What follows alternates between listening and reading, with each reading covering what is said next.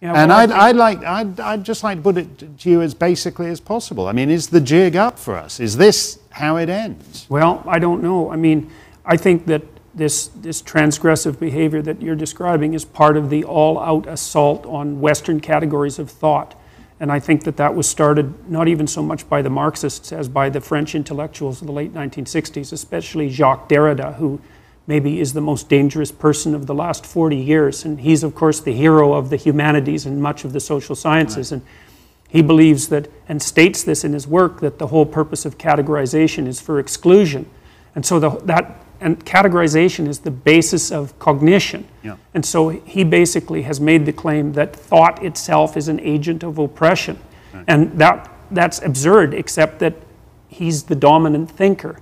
Yeah. And I don't think I know people don't understand how radical and transgressive the universities actually are and how deeply embedded this sort of thinking is in them. And this gender issue is a screen as far as I'm concerned, and it's a screen for, which is why it's got so much attention.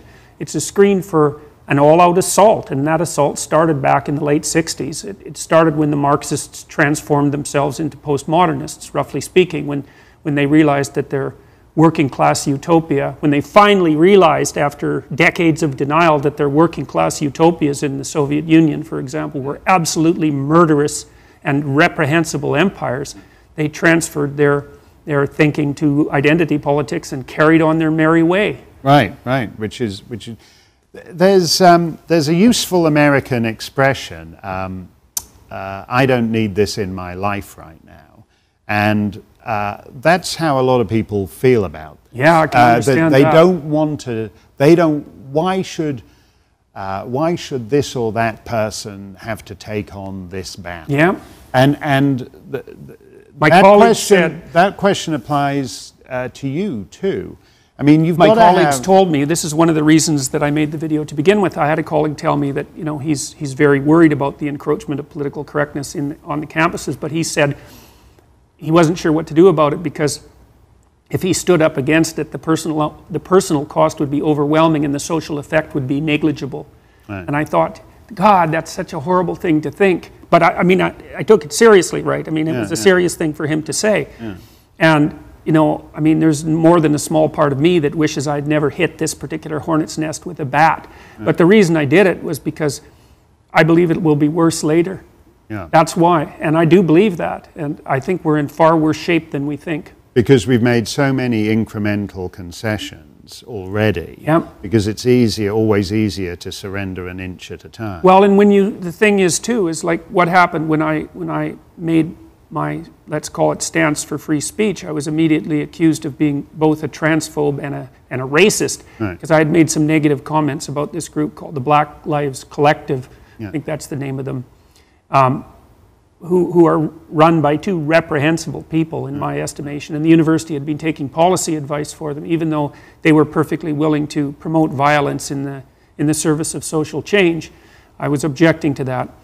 And the thing is that as the politically correct movement inches forward, there's always a vulnerable group that they're using as a just like the terrorists do in the Middle East. You know, they'll surround their hideout with women and children, so that if you bomb the hideout, you kill these innocent people. Well, the social justice warrior types do exactly the same thing. They find a hypothetically vulnerable group, it doesn't matter what it is, and then they use them as a protective shield while they move incrementally forward. And so if you object, then immediately you're targeted as someone who's picking on the poor, vulnerable people.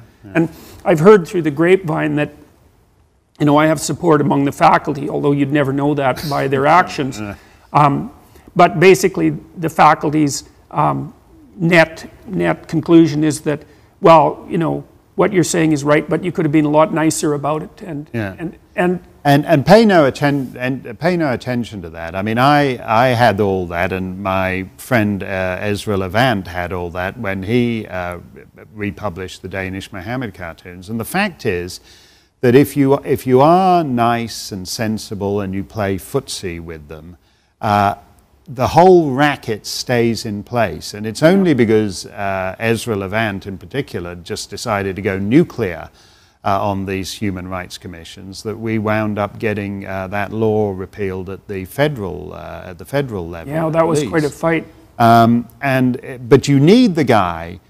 You need the guy who's going to go crazy and who's going to go nuclear. And so all the things that Conrad Black said about you are in fact the reason why you have become a lightning rod for this issue, and why you absolutely need to do that. Yeah, well, I've tried to think through that, you know, why this caused so much attention, because lots of people have made statements, you know, decrying political correctness, but I believe the reason was because I actually said there was something I would not do. Right. And so I drew a line, so to speak, and it was that combination of generality, you know, warning about political correctness, and specificity that made the issue real for people.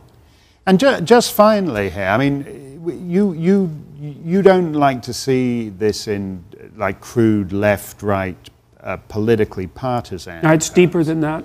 But it is a general proposition, is it not, that if you meet someone who is opposed to gay marriage, say, there's someone who is opposed to gay marriage. He's not someone who's opposed to you arguing in favor of gay marriage. He just wants the right to argue his corner too.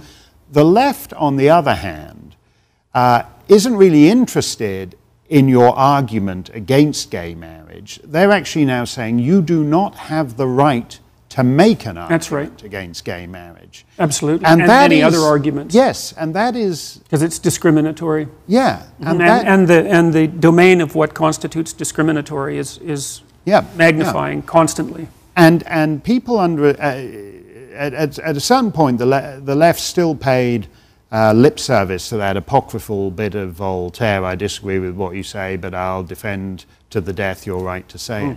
Nobody even pretends to go. No, and many of the kids on the left regard arguments, they equate arguments in favor of free speech with racism. They just assume they're the same thing. Right. Which is again why destroying language has been in turn so destructive. Yeah. Well, it's support this man because he's engaged in an important battle. And as I said, it is the bedrock issue. Because unless we win on the free speech thing, unless we have a culture of genuine, vigorous debate on these issues, then none of the other issues matter, because there will only be an official state ideology.